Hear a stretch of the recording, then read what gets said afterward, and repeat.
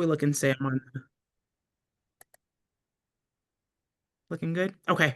All right, Pastor George, you want to start us off, and then I'll jump Good- right in. Sure. Good evening, everyone. And first, let me just say thank you for taking the time on this nice rainy August evening to share your ideas about how we can make our community healthier, more equitable. Everyone here is part of the solution, and so what we are our vision for our Igniting Hope conference this year is to gather the great ideas, visions that people have on how we can make our community healthy, focusing on education slash literacy, making sure everybody in our community is employed at their highest level of their capacity. If they're unemployed, get them employed. Underemployed, get them a better job. Making sure that everybody in our community is living in quality, affordable housing. Making sure everybody in our community has access and is engaged in a primary care relationship. Making sure everybody in our community has access and the resources and the understanding to get quality, affordable food. We can do those five things, and we can do these five things. We can impact the health outcomes in our community. I want to share one quote for you. One of the first people that inspires me greatly is Adam Clayton Powell Jr. And if you don't know a lot about him, um, I would argue, I mean, it's my opinion now, but probably one of the most effective African American elected officials this country's ever had. And so one of the things that Adam Clayton Powell Jr. said in this quote that I really love, I'm going to just share. It says, "Press forward at all times, climbing forward toward the higher grounds of the harmonious society that shapes the laws of man to the laws of God." Press forward at all times, climbing forward toward the higher ground of the harmonious society that shapes the laws of man to the laws of God. And so I'm ready to listen tonight. I'm excited. We had a great panelist. And remember, obviously, you have registered for Igniting Hope. I'm going to ask you to do one thing after our event tonight. This week, before the end of the week, I want you to reach out to three people in your circle and ask them if they've been registered for Igniting Hope this year. If they have, say thank you. If they haven't, encourage them to go onto our website, buffalohealthequity.org, and register for this great event. Back to you, Akua. Awesome. Thank you, Pastor. And so we're going to jump right in and get started. I'll just do a quick introduction of myself. I am Akua Menzedu. I'm the president of Clementine Gold Group. We are super excited to be partnering with the Buffalo Center for Health Equity and the University at Buffalo on the Igniting Hope Conference. And so as a part of the conference, what we're doing are these pre-conference sessions where we'll dive deeper into a specific topic. You'll note we have a great panel, as Pastor Nicholas just mentioned, and we're going to get into a lot of great content. And so what we're hoping to do is to help shape what the conference looks like based off of these discussions that we're having with you. We have a couple poll questions and things that we'll be asking of you. But before we do that, we're going to jump right into the agenda and the PowerPoint that we have. So Sam's going to share her screen, and then we'll get started. And feel free to use the chat function in here. If you have any questions that come up, just pop them right in the chat function. And so we'll make this as engaging as possible, and we'll get started in just 1 second. Slides are good. I don't see the slides yet. Okay, here we go. Here we go. Got them. Awesome. All right. So the topic today, nourishing health, the intersections of food and healthcare access in Buffalo. And so we'll jump right in and we'll talk about what the agenda is going to be. Go to the next slide. All right, so we're going to do an introduction of the panelists today, and we're going to give you some working definitions and background on healthy food and primary care access as a social determinant of health. And then we actually have some stats that we want to share so we can ground you in the information today. And then we're going to do a Q&A with the panelists as well. And like I said, if you have questions, feel free to drop them in, and we'll make sure to get those answered during our time today. Go to the next slide.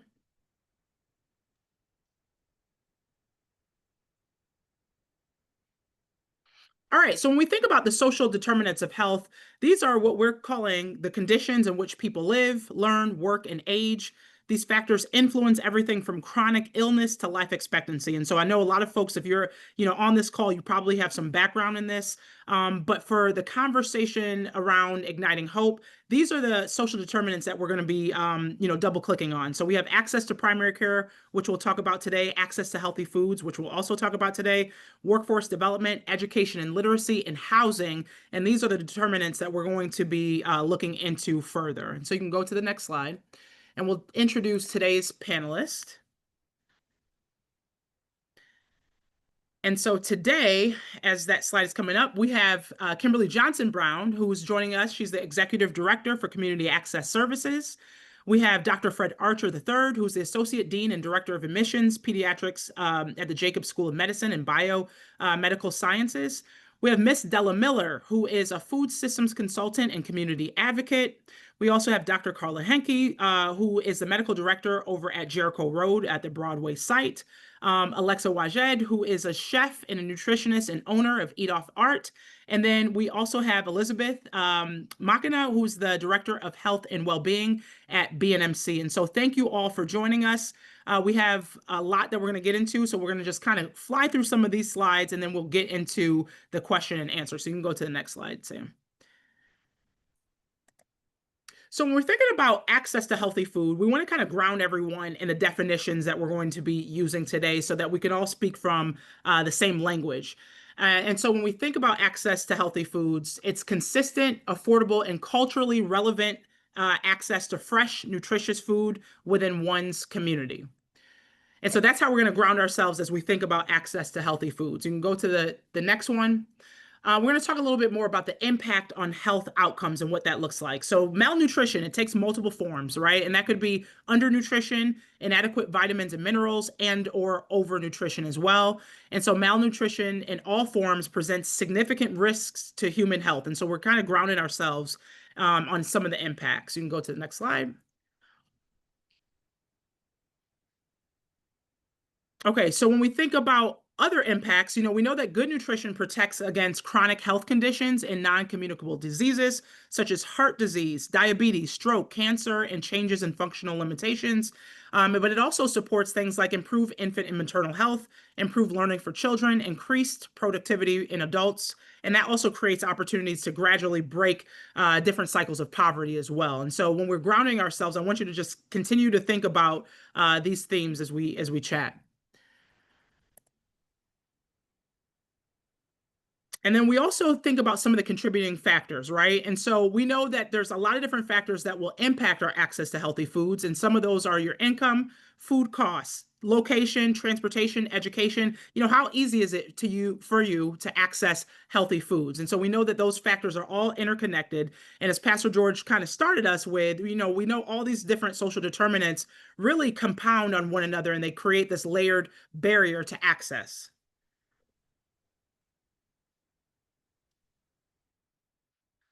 And so now we're going to switch and talk a little bit about access to primary care. So we know that reliable, affordable, and culturally competent medical care for everyday health needs, prevention, and support. And so we want to highlight that culturally competent medical care because we know that that's really important for folks to feel confident and comfortable with their providers as they make a relationship with them.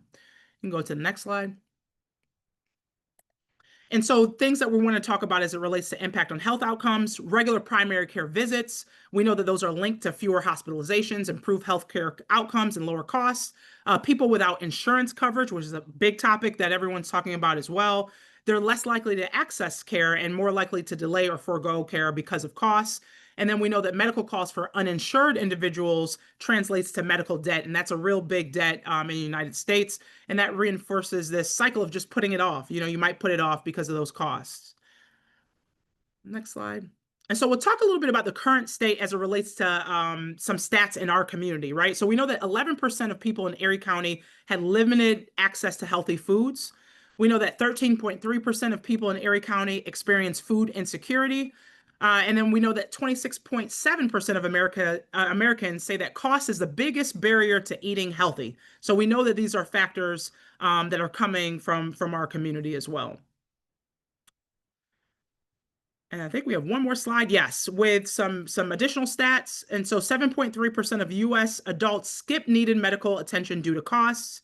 39.6% of people in Buffalo rely on Medicaid for healthcare coverage. And that was based on New York State Department of Health data from 2023.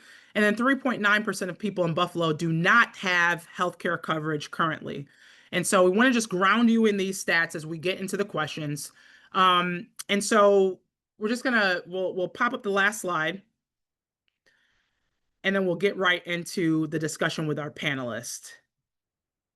And so just kind of want to shout out some of the sponsors of the event. We know that it's on September 20th at the UB Jacobs School of Medicine. And so it's Saving Ourselves, Implementing a Community Plan for Health Equity. And so more to come on this. We're going to jump right into the discussion because we have a lot to cover. We have a lot of panelists. And so let's jump right in. And Sam, I think you can spotlight folks as we start to speak. Awesome. Okay, so the first question is going to be for our doctors who are on our panel. So Dr. Carla and Dr. Archer. So when we think about your clinical experience in Buffalo, how often do you see food insecurity directly contributing to patient health issues? And then I want you to talk a little bit about those health issues as well, if you could provide an example. Well, first off, this is an amazing opportunity to get a lot of people in the community together to talk. So it is a privilege to be asked to be part of it. I just want to thank you for that opportunity. It's not often that things like this happen. And so to address the question as directly as I can, how often do I see it? I would not say every day, but often enough that it is something that we actively screen for at every well visit for every child in our clinic. We actually utilize something called the We Care Screener. It's been a validated tool that looks for social determinants of health, and food insecurity is one of them. And we've been actively addressing that in our clinics for a minimum of 5 years in a direct, active way. Ways that we are doing that is when people say, hey, I got some food insecurity, we have a pantry in our clinic. And if someone says, you know what, I got some issues, well, you're going to go home with something tonight. And it does include fresh fruits and vegetables in that. Not just here's your box of pasta and some sauce, which is still good. Don't get me wrong. Sometimes you're going to need that. But also it's got some fresh fruits and vegetables. The other thing that we really I'm very happy about this. My colleague, Sarah Ventry, who's currently the division chief for general pediatrics, has been very proactive in, is connecting with some grassroots gardens efforts and some community garden folks. So on Friday afternoons, definitely in the summertime and going into the early fall, at both of our clinic sites, we give people a coupon to go downstairs and go outside to the fresh fruits and vegetables right there. So one thing we're doing is just educating our families, like, it's here, it's available, you can take advantage of this right now. And then when we do that, connecting them then with these food co-ops, with these groups. So the whole teach somebody to fish versus giving them a fish. And we got you the fish today, let's get you involved and hooked up with some things. As to how that affects patient populations, I can only speak as a pediatrician. I cannot speak how this affects adults, but I know it's going to affect everybody. And I will, as those of you that know me, I tell stories. That's just what I do. I don't teach nothing. I don't give you stats and facts. I just tell stories. But one of them I will use without violating HIPAA. A few years back, we had a child that came to our clinic, came in with his parents, about maybe 6, 7 years old, and he was having behavior problems at school. School was saying he's crazy, he's going out, he's talking outside of his head. We don't know what's going on. And then he's sleepy half the time. So what's going on with this kid? And the parents were beside themselves, like, he's a good kid, he's a good boy. We don't understand what the school's going on about. So we took some time, which, as you and I both know, is the biggest problem in every kind of healthcare service. Does the provider have enough time to actually sit down and really listen, really hear, and make those families feel like they are heard by actually doing that, by actually hearing them? So we dug into the history with ourselves, with our social worker, and it turns out, because the parents, to keep the lights on and the roof on in their home, they were working jobs at odd shifts. So the kid had to get up at what I call but o'clock in the morning and get over to the auntie's house and then get on a bus and go to school, and was on the bus for like 45 minutes. So the kid was going to school without breakfast. And what was happening is the kid would then get some lunch, but then he'd fall out, food coma. So he was hangry and sleepy in the morning. And then he would go into a food coma for the afternoon, and that was affecting his behavior and his studies. And his grades were going down. He was getting marked off for behavior. We contacted the school and like, do y'all have a breakfast program? They were like, yeah, we do. Yes, we do. And the parents, they found out about it, but at first they were a little hesitant, like just the stigma. Oh my God, my kid's going on the free lunch program, the free breakfast program. And we just had to have a talk with them being like, it's there and y'all are working. That's your tax dollars at work. So it's not free. But you guys don't actively directly today have to worry about taking money out of your pocket to get some food in your kid's stomach. And within literally a month of the kid being signed up in the program, behavior up, grades up, no more calls from the school. And that's a direct example of how a food related issue with a family we were able to address from a primary care standpoint. And it wasn't just the providers, it was the providers, the nurses, our social workers working with that family, the village coming together, in addition to the folks at the school. Because the teachers, they weren't necessarily trying to be like, oh my God, he's doing so poorly and he's a bad kid. They wanted to help out as well. And so I don't like to throw the teachers under the bus in this situation either. It really was an effort to make this kid do well. And it was a kid who came from a melanically enhanced population, for those of you playing at home. And that is something, it's a small example of where food and food insecurity and just the timing of things was involved. Do we have other examples? I could give you tons of examples, from our refugee friends and population that come here and don't even know where to access these things. Right. The folks that, to them, a bodega is a supermarket because that's all they know. And I'm sure we will get to food deserts at some point in here. We absolutely will. So I don't want to take time with that, but I wanted to share that story from my primary care experience as a pediatrician, which I'm weirdly sad to say is like now 20 years in the community. That's Listen, you're gonna own that. You're gonna own that happily. That. I'm officially now that guy. Yes. Yeah. Well, thank you for answering that. I'm gonna pass this over to Dr. Caller too. If you have any and am I pronouncing your last name right? Henke. Yeah. Henke. Okay. Dr. Henke, if you want to give some insights into your clinical experience and how often you see foods insecurity. Sure. So I'm a family physician and I see patients at our Broadway location at Jericho Road, so on the east side of Buffalo. Just above Dr. Archer's office, I think. And so I would say, like Dr. Archer, I don't see food insecurity every single day I see patients, but at least on a weekly basis for sure. And with time constraints, as he mentioned, sometimes I see a largely immigrant and refugee population are the majority of my patients, but not exclusively immigrant population. So some people born and bred in Buffalo. But I think with all of the health concerns that come about, we're not screening every patient that walks in the door. Should we be? Yes. We don't have a pantry though, like the pediatrician's office. So it's we can screen, and then it's that next question of now what do you do when you have that answer of food insecurity? And we do have some, resources we can direct patients to, how it contributes to health issues.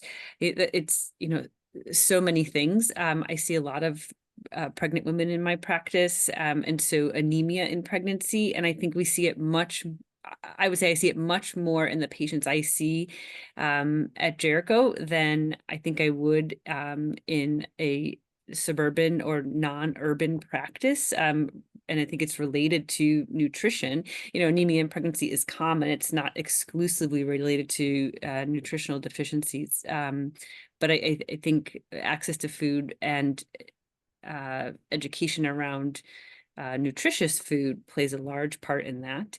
And then outside of pregnancy, we see a lot of diabetes, hypertension, congestive heart failure, and nutrition plays into each of those diagnoses. And nutritious foods and lack of access to them can certainly curb the path of the disease process. And I think a common example we see in both the outpatient and inpatient setting is someone who has congestive heart failure, so the heart is not pumping adequately for a variety of reasons. They might have gotten to this stage in life, but what can worsen that condition is increased salt intake in the diet. And a lot of times, if you don't have access to nutritional foods, you might be eating more processed foods, processed meats, canned foods, and those can be higher in salt content, and that can worsen someone's heart failure. I think it's a very common example. And then diabetes is very prevalent in the patient population I see, and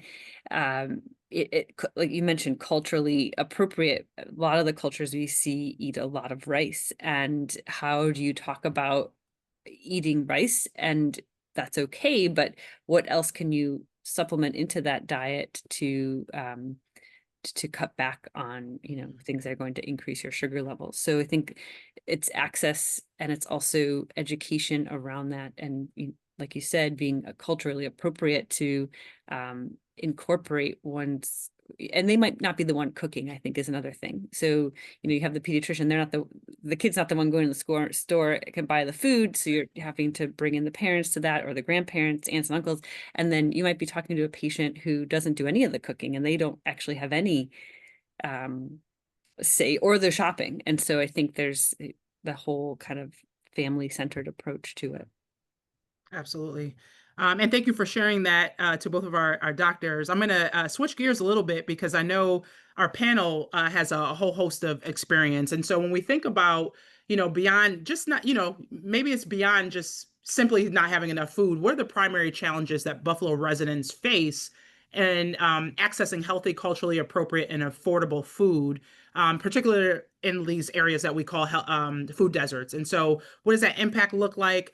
I'm going to ask Kim Brown to share your insights on that. And then I'm also going to ask Miss Della and Miss Alexa. So I'm going to ask you to keep your answers kind of concise as well, because I'm going to try to hit a couple different perspectives on this question, and then we'll get into the next part of the question. Well, thank you. I'm excited to be here, and I'm excited about the opportunity to be on a panel with physicians. Oftentimes, we don't have that collaboration between community-based partners and physicians to kind of talk about these concerns. So my role is very unique in that I am co-located with a healthcare facility, so I can see both aspects of the community-based approach as well as a clinical aspect of how folks are impacted by lack of access to healthy food options. I think what we're seeing most often now is inflation impacting people, meaning they don't have the economic means to purchase these food items.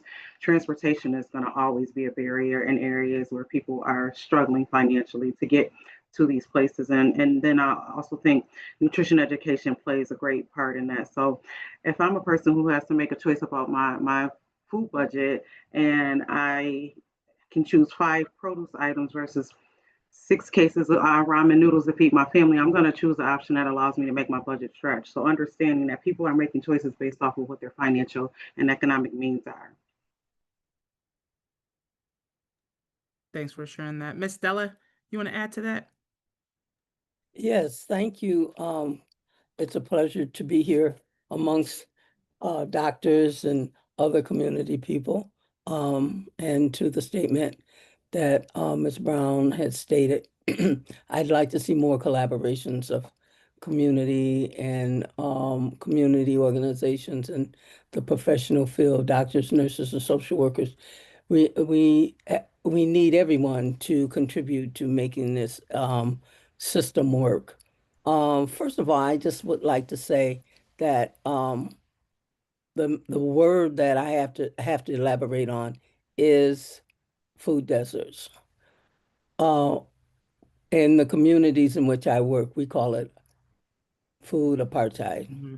Mm-hmm. And we all have to do diligence and do your own research around food apartheid, because that is the foundation of the issues that we're having today.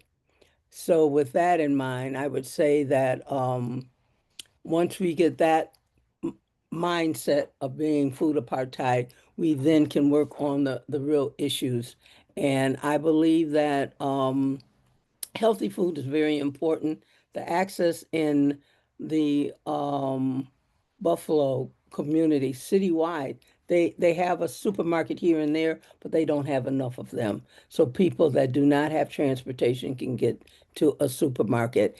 And the stores that are here, and some of them are receiving government funding to put fruits and vegetables in their corner stores, but the food is not fresh. And that is a big concern because from from planting to the table, food loses its nutritional value. So the longer it's sitting in a supermarket on the shelves, and transportation to the supermarket, a lot of the nourishment as is gone. So that's one thing that we really have to look at because that is so important. The other thing I can say is that definitely affordability. Some people cannot afford to go to like buy in bulk and that type of thing. So it's important that we find a way to bring about affordable food. Co-ops are fine, but Buffalo, we have a co-op. I'm a co-op person. I was the first member of Lexington Co-op before it was even called Lexington. It was called Allen Street Food Co-op. That's a long, long time ago, probably before some of you all were born. But I love co-ops. I know it can help people to access affordable food. So I really definitely support that in any way possible in order for us to bring about healthy food, affordable food, and definitely culturally appropriate. Thank you. Thank you, Ms. Stella. Alexa.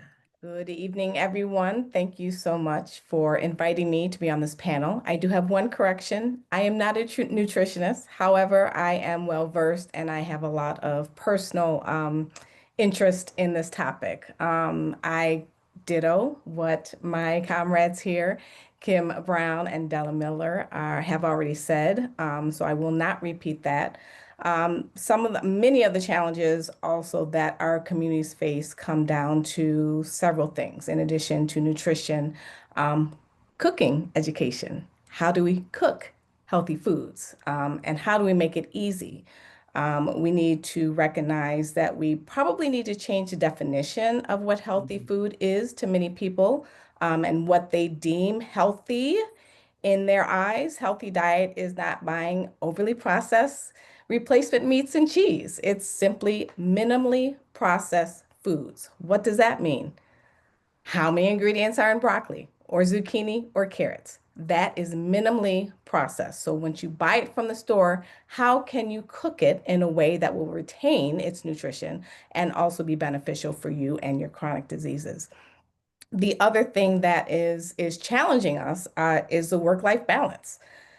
We have an onslaught of conveniences, right? Convenience food. I don't have any time. I'm going to get those ramen noodles. I'm going to go to McDonald's. I'm going to do whatever is easiest for me and my current mental mindset in order to feed my family. And as a parent, you are figuring you're doing the best thing that you can do for your kids. You are feeding them, you're giving them food, you're doing whatever you can to do that, but recognizing you don't have the time to stop, go in the kitchen and cook a minimally processed meal. It's not realistic in our world and our standards. The other thing that we need to do, and I know there's a lot more conversation that's going to be around this, is mindset. When we talk about what do we eat? What do we eat for breakfast? Well, we eat eggs and we eat bacon and we eat pancakes. What about a salad? What about some fruit? What about some steamed vegetables for breakfast? How can we change our mindset to aid us in our hope to eat more healthy foods that benefit our bodies? Thank you. Thank you. I'm gonna have to add the salad to the eggs, right? It's about balance. It's about balance. Can appreciate that for sure. And so I'm gonna ask Beth our next question to lead us in our next question, because I know in your role too, there's an intersection of transportation. We often talk about transportation and being able to access these healthy foods as well. And so when we think about your perspective on how difficult it can be to prioritize healthy eating when faced with limited income or transportation challenges in Buffalo, how does that affect your ability to stay healthy? And what are the things that you're seeing that might be supporting folks to be able to get access? Yes, thank you for the wonderful kickoff and grounding us in the discussion for today. And hello to all of the amazing panelists joining me today.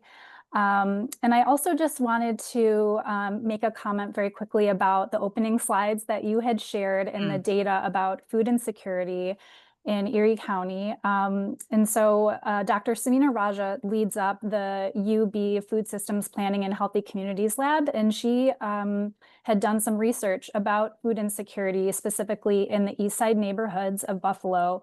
And some of the data she had found with some of the households in East Side zip codes was the rates of food insecurity were near 42 to 43%.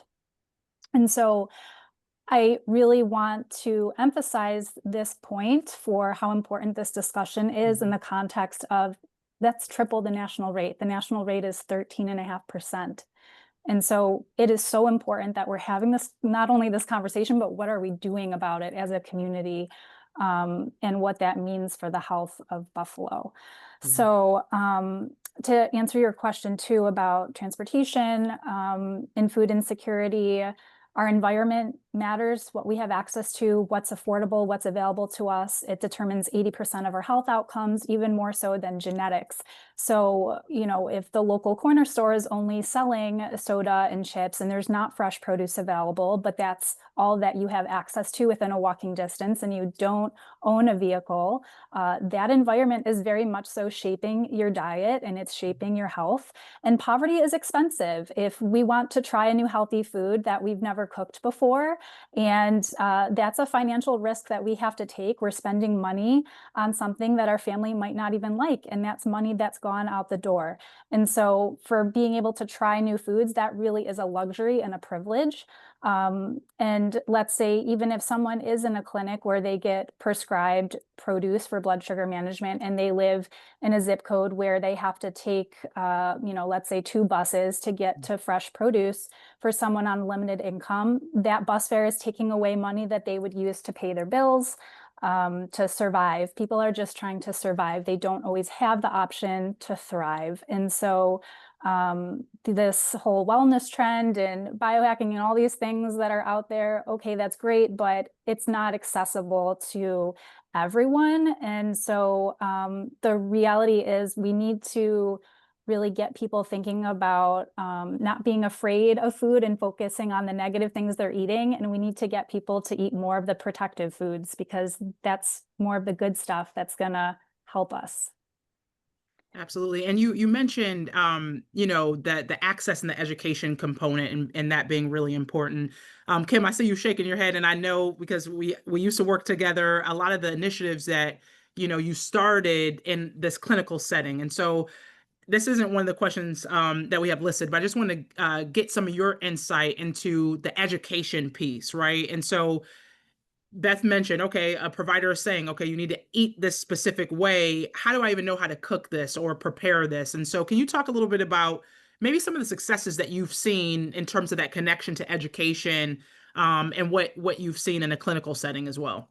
Absolutely. Our organization practices a harm reduction model, and I think first embodying that and understanding that you can get people where they need to go. You may have to baby step them, but if you meet them where they are, you're more likely to have positive outcomes. I also like to take a step back too, because when I think about what Beth said about it being a luxury, we also need to think about historical context on why people are cooking and where they're cooking.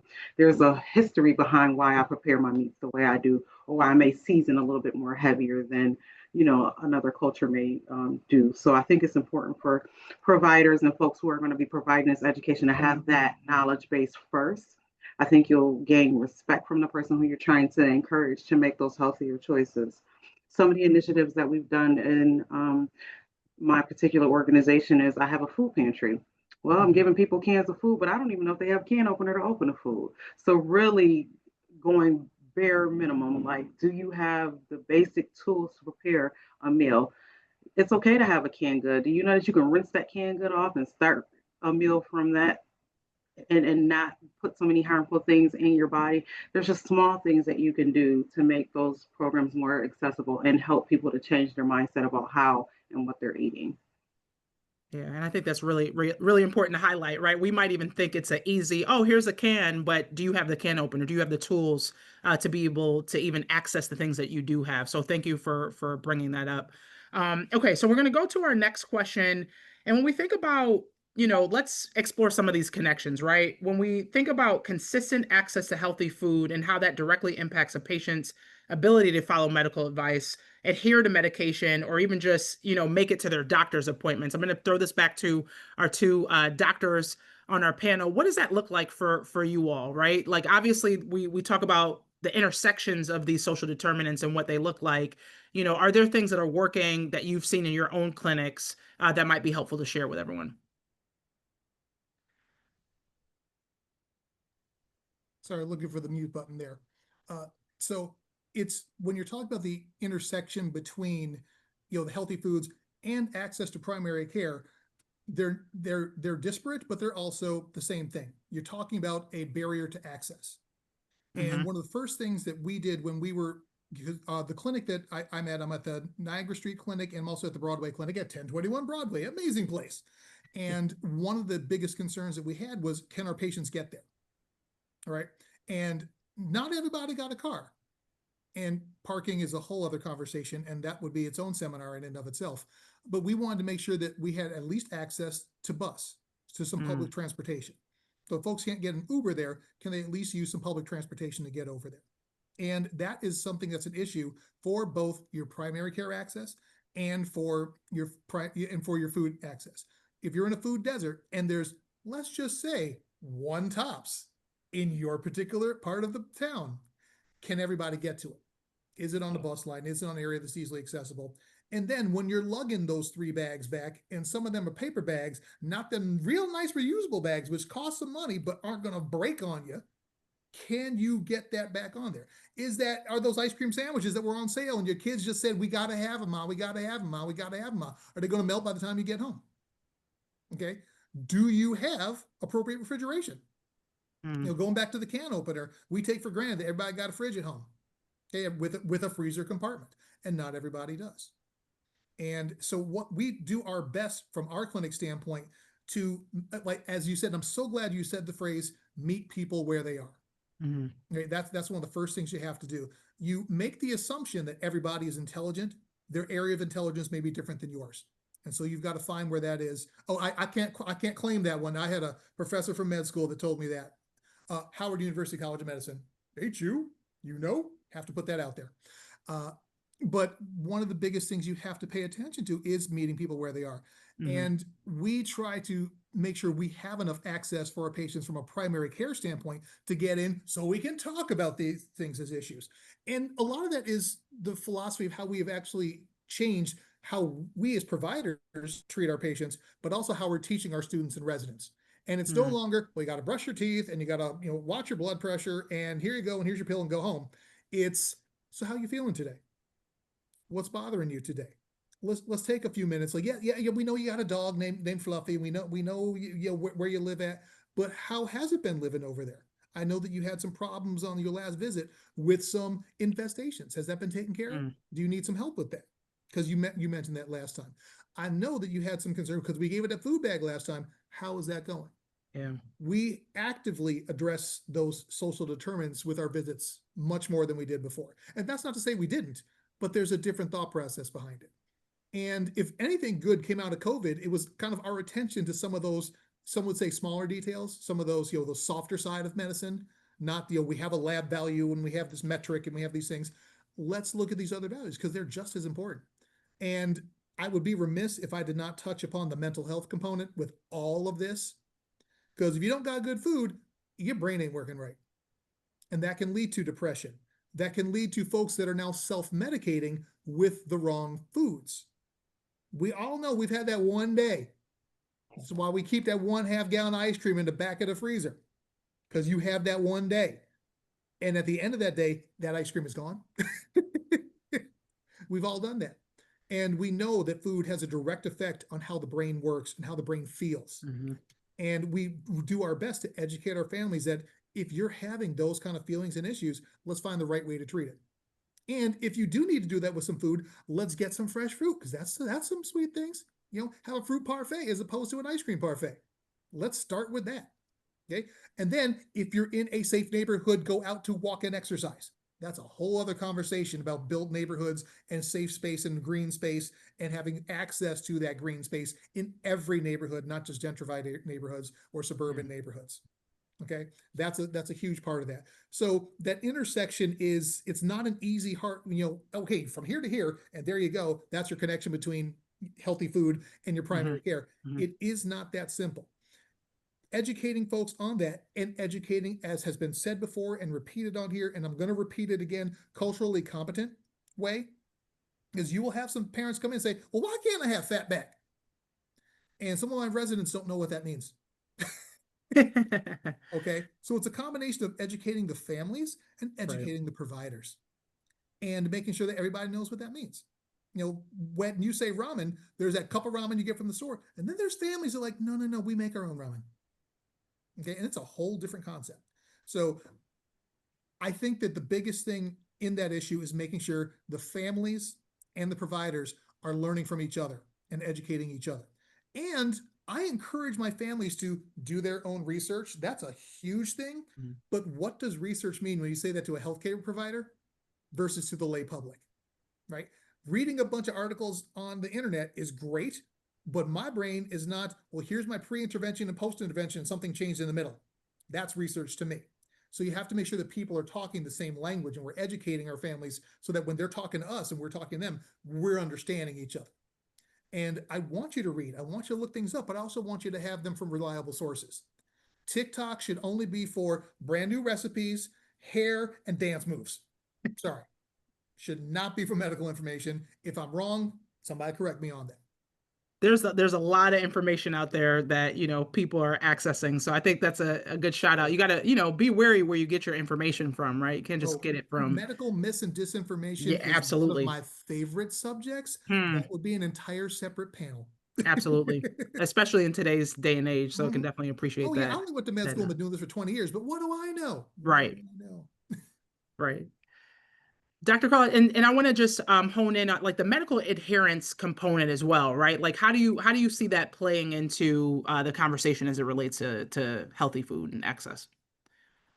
In terms of adherence to a diet program or yeah. you know, I think it's tough for all the reasons that everyone has laid out. And I think one of the big things that's been touched on is the foods that one can get at the corner store, you know, the chips, the sodas, the brightly packaged things are convenient, and I think there's, you know, an addictive component to a lot of them as well. And it's not just they're convenient, they cost a lot less, and they're right around the corner. And so breaking that habit is tough. And then you put in the financial piece to it and add in the transportation piece, and it's difficult. And I think it takes a lot of willpower for someone who has the means, let alone someone who might not and is just getting by and doing the best, you know, doing what they can to feed their family.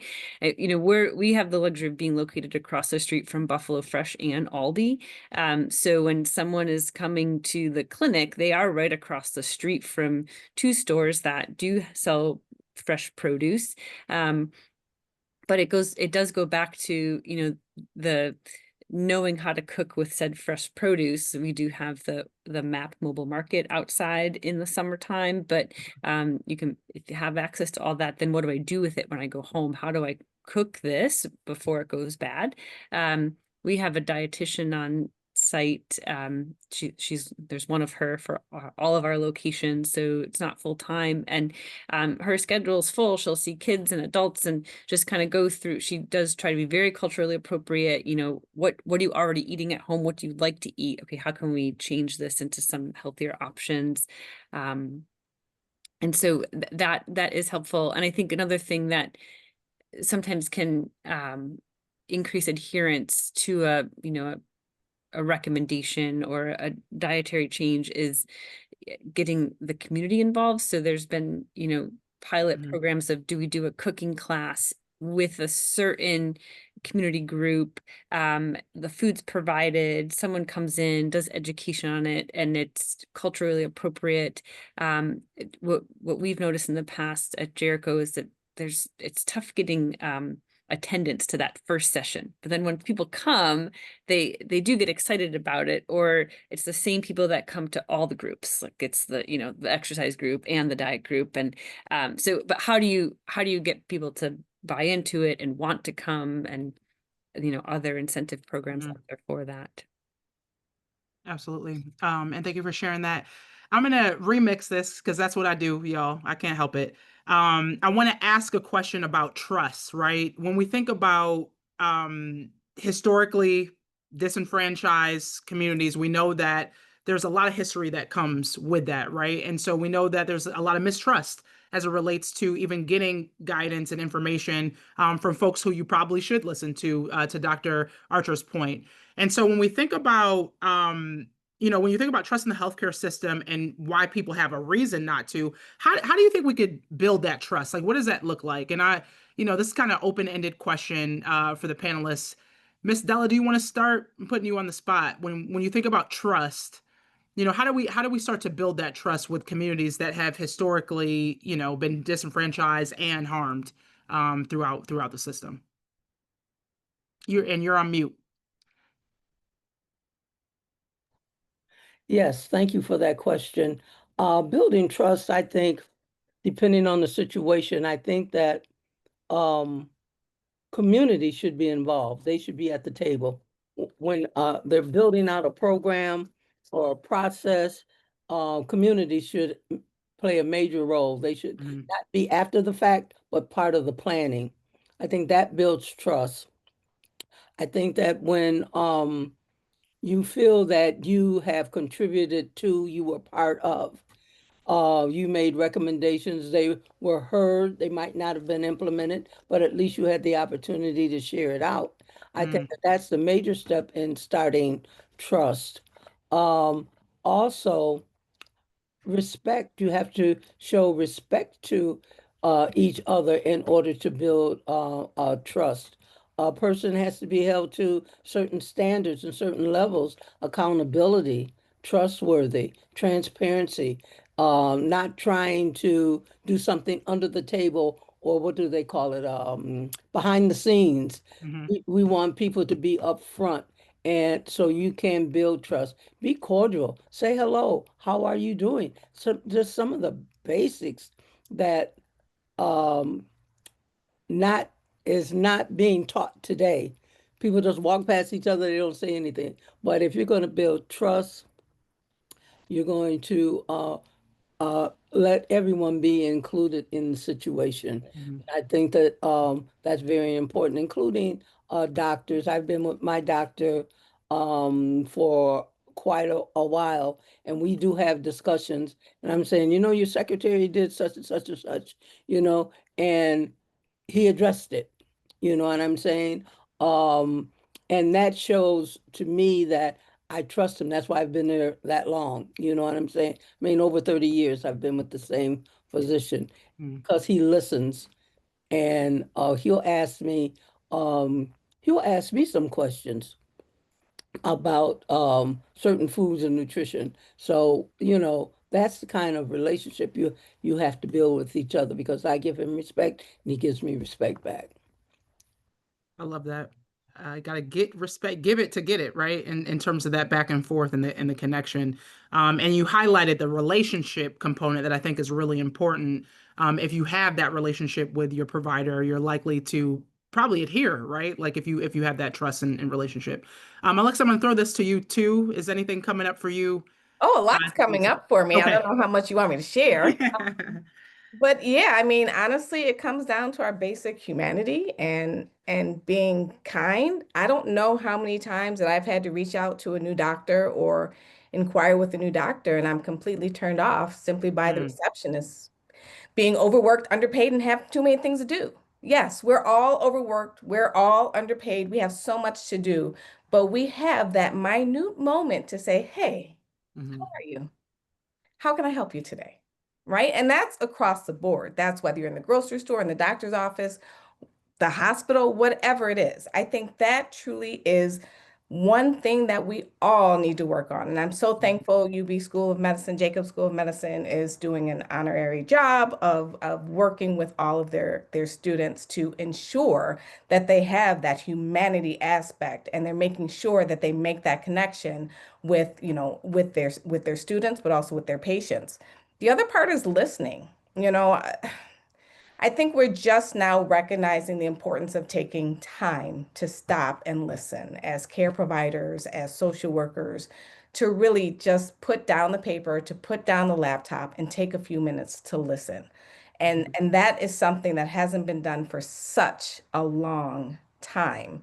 And if you are someone that is battling with issues and concerns and you want to talk to someone, if you get turned off in that first moment, that's it. You're not going to want to carry on with those conversations or ask somebody else. And as the Black and Brown community, we are constantly stopped from talking. We cannot share. We don't feel comfortable by sharing because we do not have that open space. And if we say, "Oh, I'm in pain. Oh, this elbow has been hurting for 3 months," and you're put aside, cast aside, say, "Oh, take some Tylenol and ice it," we need to take a moment and stop and ask more questions. So I have so much more to share, but listening and definitely with the community sharing, the people that are the voices of the community that are put at those tables, it is also their responsibility to share that information with the people that they know and the community that they have that do not have privy to those tables. Absolutely. Thank you for sharing that. Beth, what's resonating for you right now?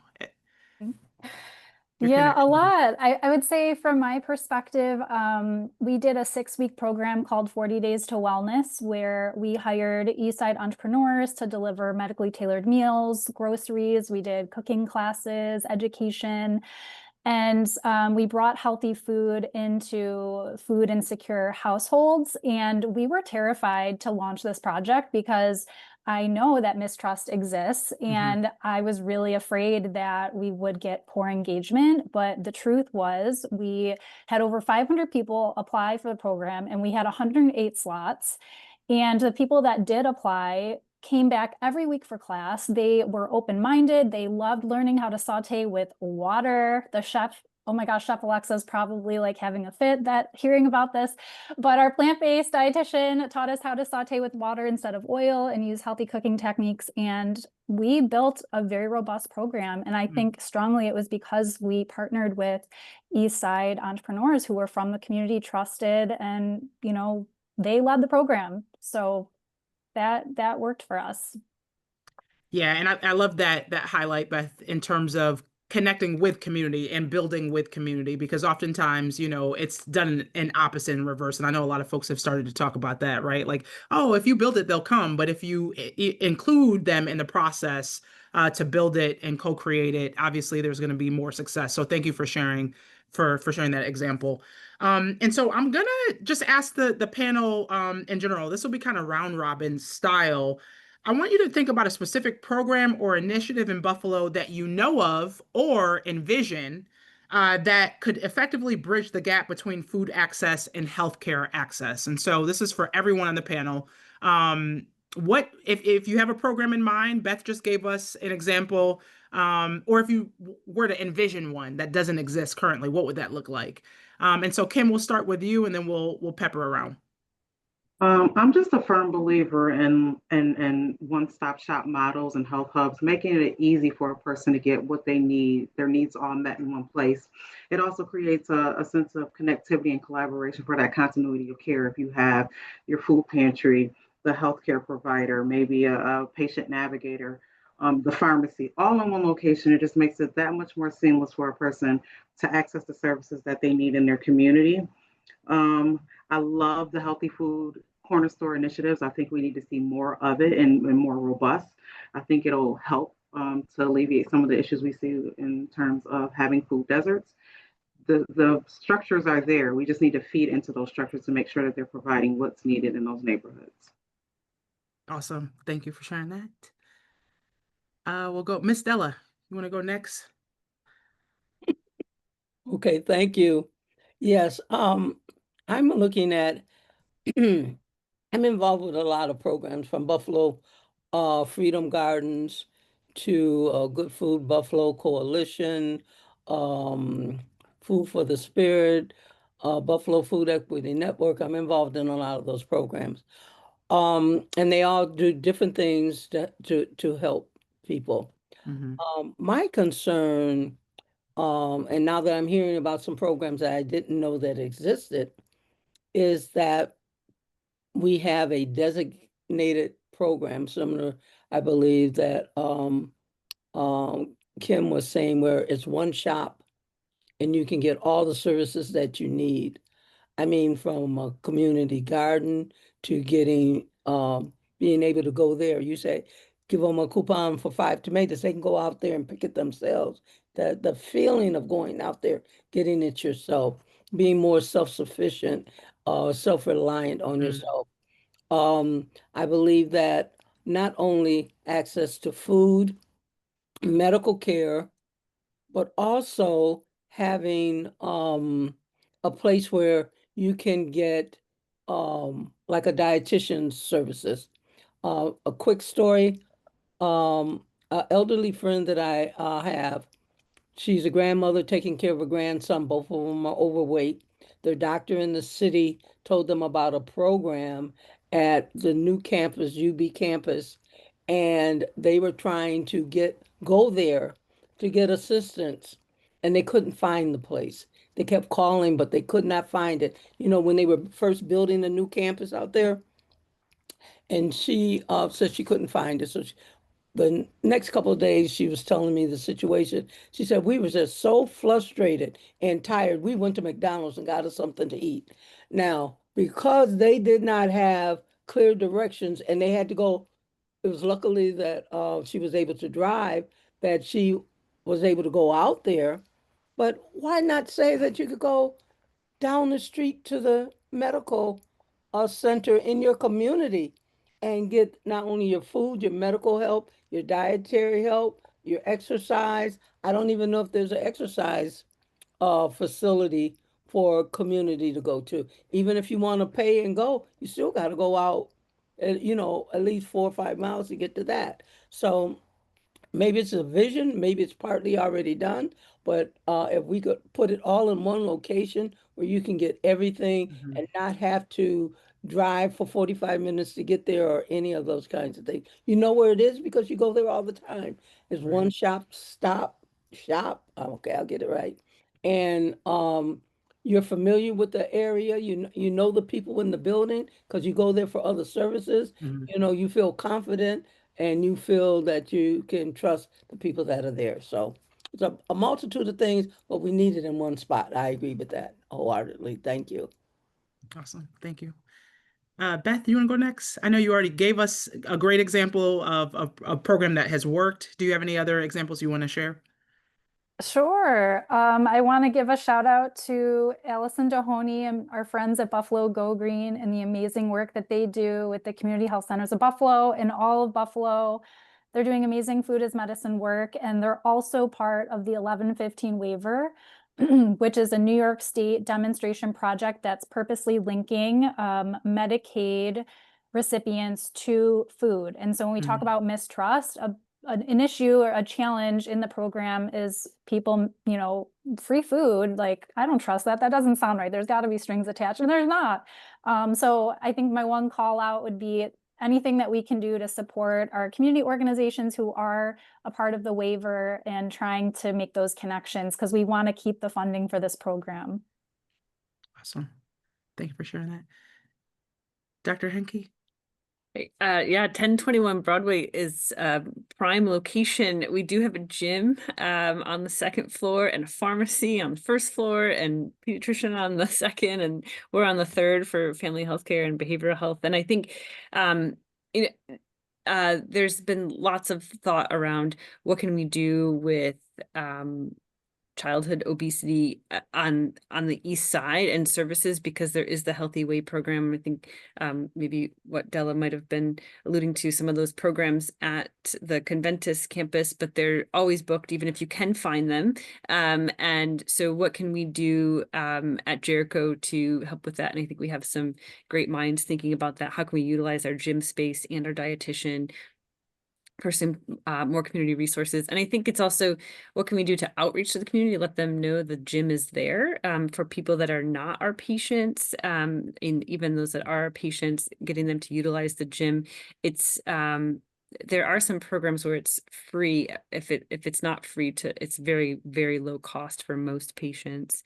And I think I have all these ideas kind of percolating about food waste and how to not waste it and get this very great produce to people who would consume it. And how do we do that? Because I think, Della, you mentioned the food apartheid and grocery store apartheid. I worked in DC for many years, and people talked about neighborhoods hoard grocery stores. So it's not this food desert.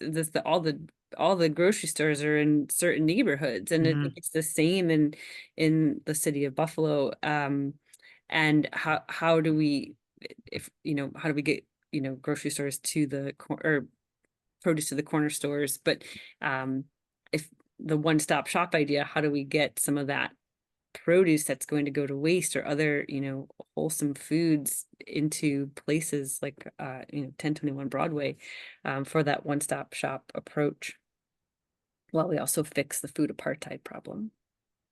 Yeah, that both of those connection points, I think, are really important in terms of how we address it all. Alexa, I'm going to go to you next. First of all, I would like to champion all the organizations, urban farmers that are currently working.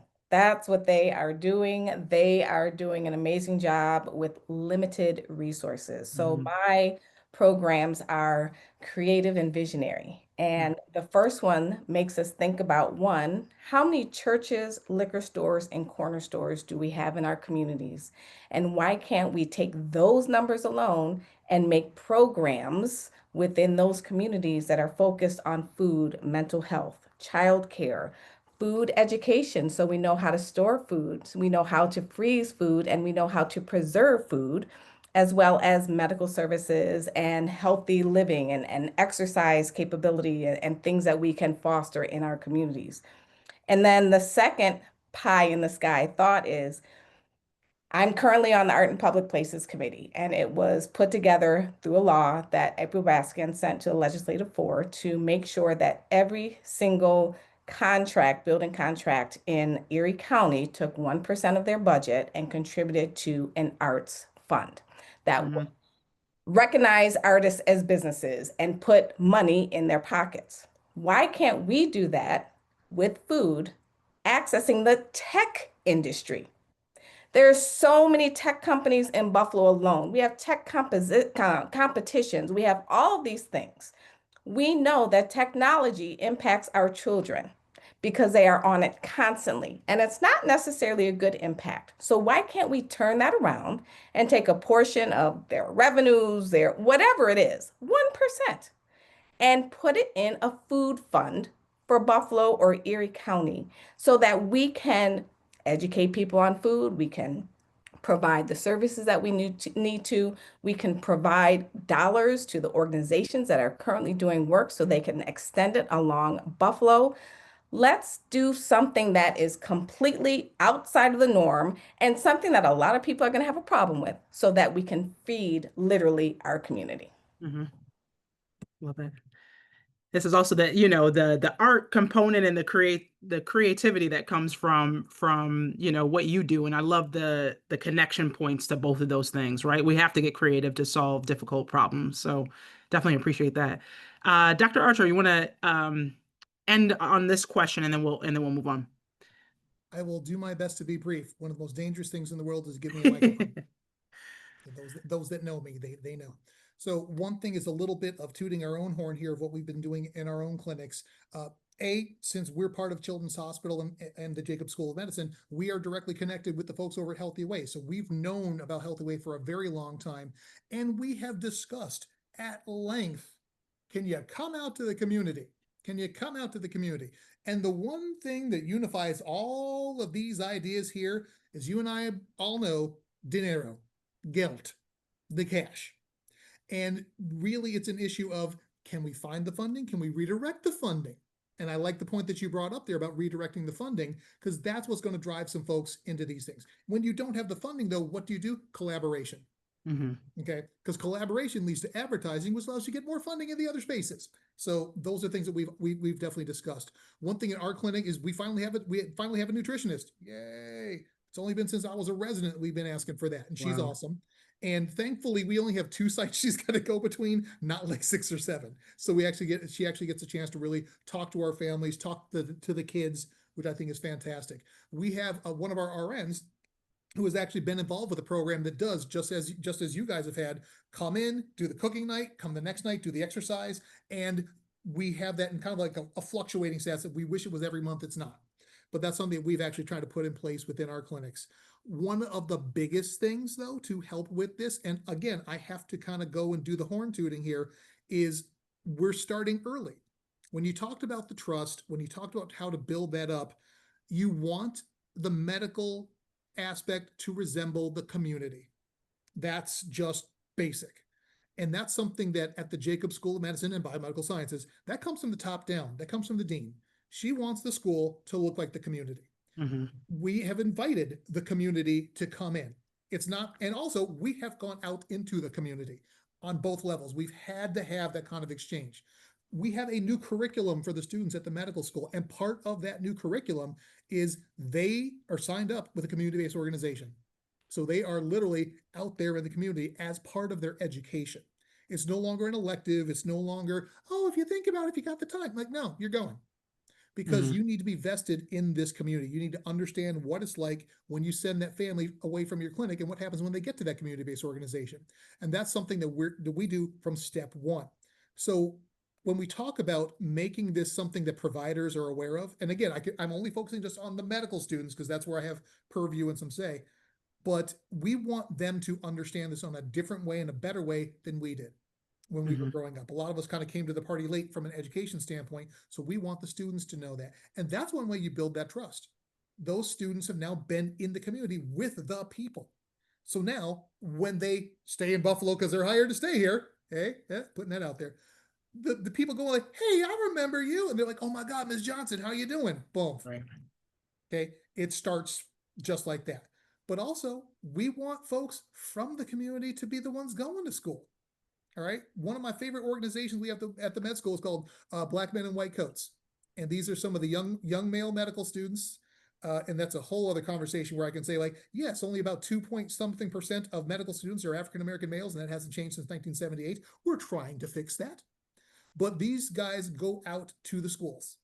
And we're not just talking Canisius. We're not just talking St. Joe's. They're going to McKinley. They're going to Burgard. They're going to Lafayette. And it hits different. I go out and you give me space. I will go talk to folks to encourage young people to think about this as a legitimate field. Okay. But it hits very different when a young 22 or 24-year-old does it than the 50-year-old guy. And this is just part of developing that community connection. That's actually what we call it, ironically, community connection. So the things that we're already doing and things that we're trying to firm up are those things that are building the bridges between the providers and the community. You can't be in the ivory tower. You can't be there anymore. That's just not where it is. Or if you do, you got all its doors open and they're open for the people to come in and talk. And it's not so much, here's what we have to offer to you. It's more, what would you like from us? We have some resources. We would love to use them.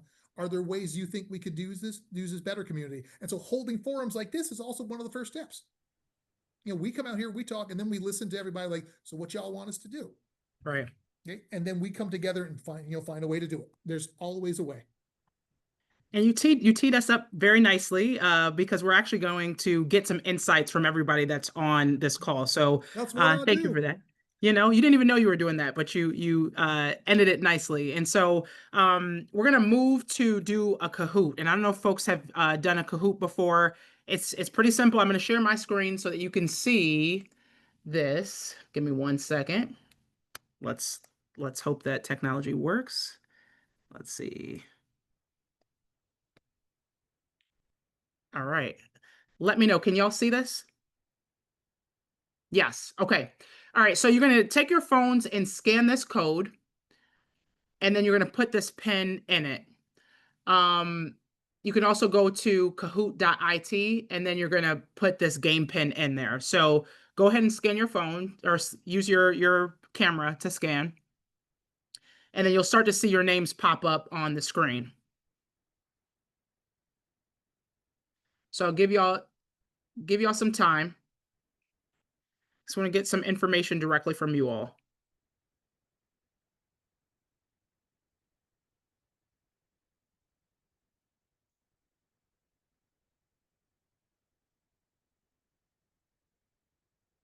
Been using these Kahoots to engage folks, and generally it works well. So we're gonna hope that it does the same.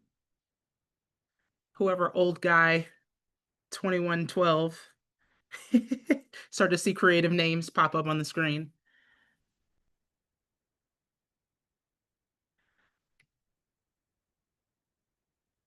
All right, so we'll give about 30 more seconds for folks to join.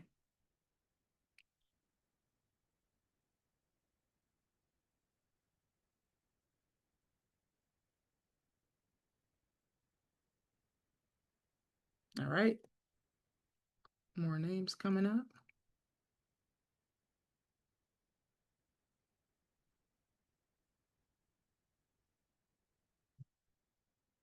About 10 seconds left.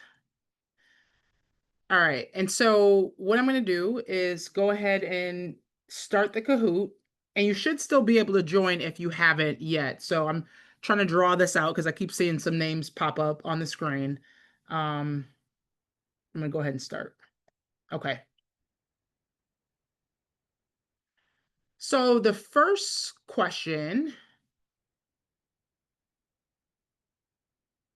and this is actually a poll. And so I want you to choose your top two. Which would make the biggest difference in connecting healthy food and healthcare in your Buffalo neighborhood? Which would make the biggest difference in connecting healthy food and healthcare in your Buffalo neighborhood? And choose two. Mobile health clinics with food distribution, doctors' prescriptions for healthy food, community gardens at clinics, transportation to healthy food clinics, and then more culturally relevant food and health education. You have 10 seconds left, so you got to move quick. Probably should have extended this a little bit longer. All right, I see people's answers coming in.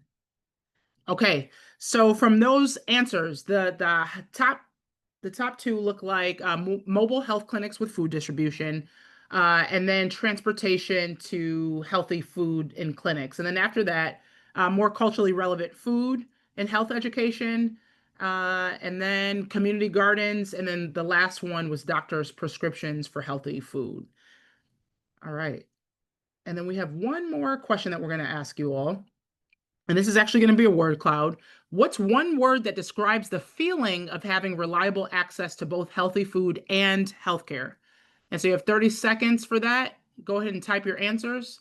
What's one word that describes the feeling of having reliable access to both healthy food and healthcare?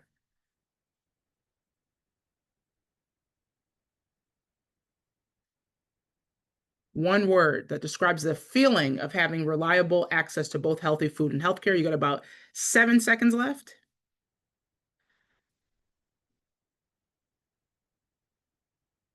All right. So we have heard, nourished, thriving, comfort, freedom, safety, satisfied, safe, relief, security, make believe, respected, peaceful, grateful, liberation, fulfilled, secure, and peace. And so when you look at these words, I'm actually going to stop sharing my screen. Give me 1 second. And so some of the words that came up: safety, security, freedom, in terms of how we would feel. And so I'm actually going to kick this back to the panelists after getting some insights from you all on the call. Looking at these results, I feel like we've seen some of these, themes, like stronger themes that are coming up. What's one actionable community-led step that we can take today, right? So I'm asking our panelists to think about that. And then also for the folks in the call, if you have an answer to this, go ahead and put that in the chat as well. So what's one actionable community-led step we can take today to start to build stronger bridges between food security and primary care access in Buffalo? I know we've heard a lot of these things come up already. I'm going to go back to our panelists, but if folks, like I said, if folks on the call have something to add, go ahead and put that in the chat. So we're going to go backwards this time. So we'll start with Dr. Archer. One actionable community-led step we can take today. Getting folks like Buffalo Go Green to actively, for lack of a better term, petition clinics and be like, hey, we got a mobile food garden. Do y'all need some food gardens to come by your clinic? We'll come by every Friday.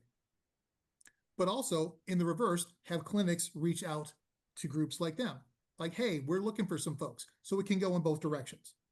But that is really linking the food with the clinic physically.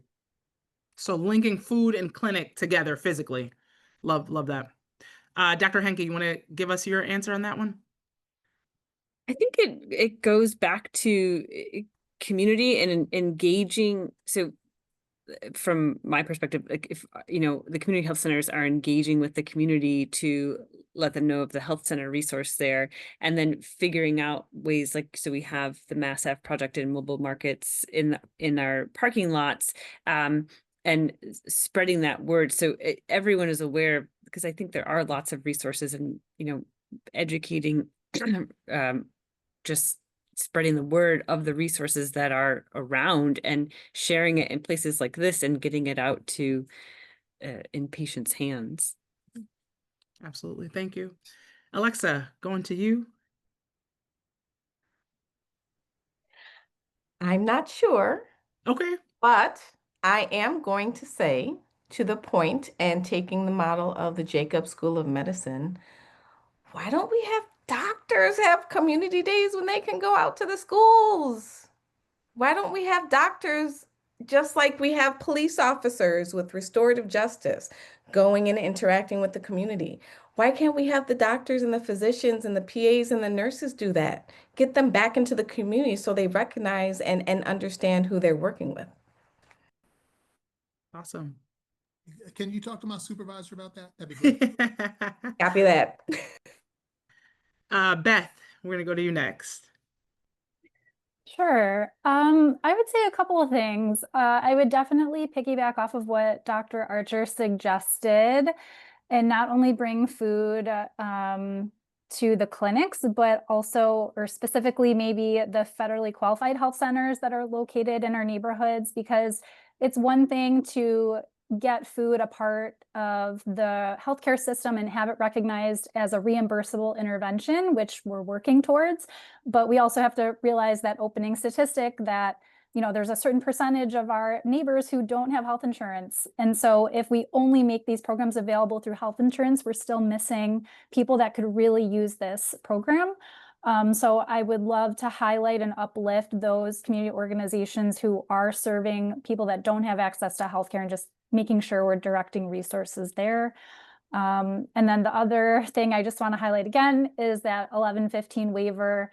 If we can support and help get the word out, there's so many free, it's not even just nutrition services, it's transportation and it's housing. All three of those are available through the 1115 waiver for recipients of Medicaid. Now there are stipulations that, you have to make sure you're eligible, but it's a great program, and I hope that we can expand and reach as many people as possible. So those would be my two action items.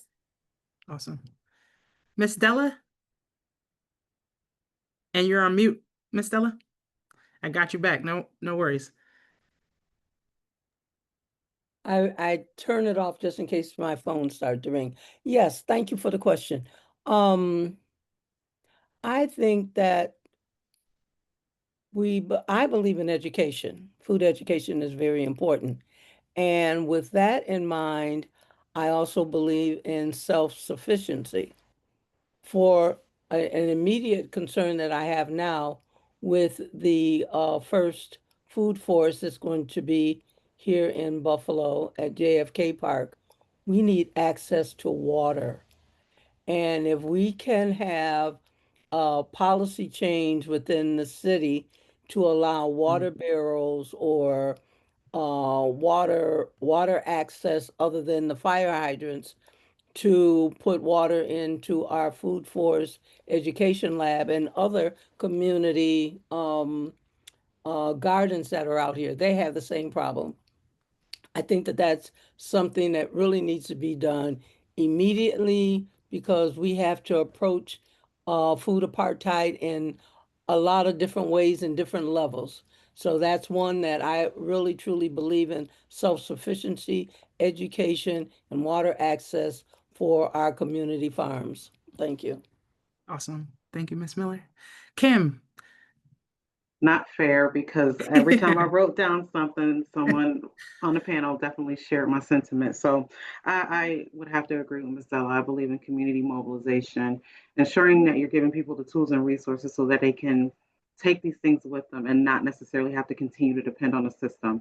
Systems are not always foolproof, but if we continue to perpetuate utilizing a system, we'll never see change. So I just think getting the community involved. And I think a lot of times we get the opportunity to sit amongst each other and talk about what the needs are, but bringing the community in the fold may make some great impact. Absolutely. Thank you for sharing that. And I see a lot of great answers in the chat as well. I'm just going to kind of run through a couple of these as we come up on time. So Pastor George says, y'all, we got to organize at the Igniting Hope Conference. So that's a plug I'm going to put out there as well, right? Come to the conference because we're going to be putting together some actionable steps that we can take as a community together. This is going to be developing a strategic plan and getting this information out there to community for how we can all intersect and collaborate. Food education in schools, community advisory boards, early education for kids, mobile services, collaborations that are inclusive of all key stakeholders, bookmobile and foodmobile. That it sounds like the education component, but then also the food component. Strong answers, okay.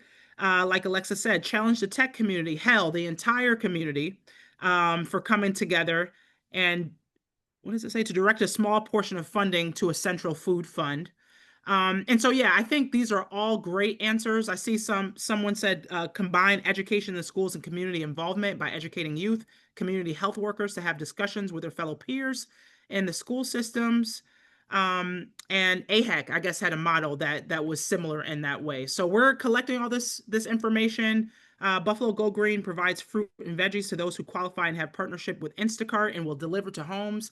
I know, that makes it a lot easier for folks if we can get things to folks as well. So I want to thank you all for participating in this. I'm actually going to pass this back to Pastor George just to close us. Cool. Can I add just one thing? Oh, yeah, go ahead. that I Yep. think you all should also think about with the upcoming conference is Yes. how do we reach people that fall outside of those qualification standards? That's a large portion of the people who need assistance, who need help, who need guidance, who need education, because they don't qualify for these programs that are federally funded, that are funded by, philanthropic efforts. We need to access the people who are just in that middle, that they're making too much, but not enough.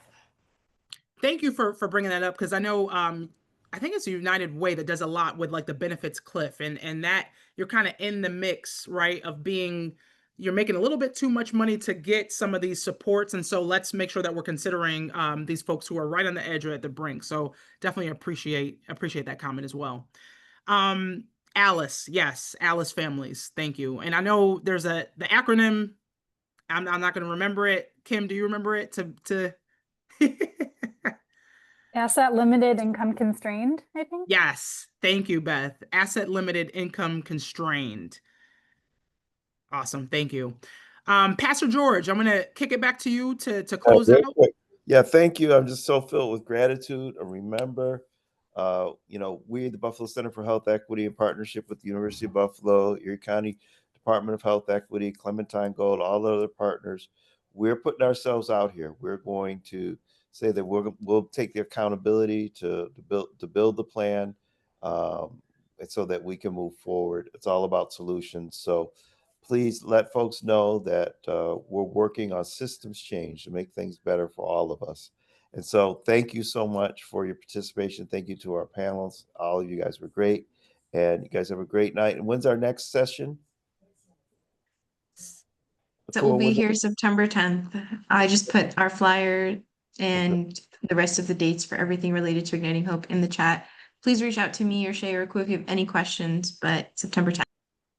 And this Thank you. one is going to be on housing. So we'll see Yep. you at the next one, and I hope you all have a great night. Thank you. Thanks, Thank you, everybody. everyone. you, be well and everyone. blessed.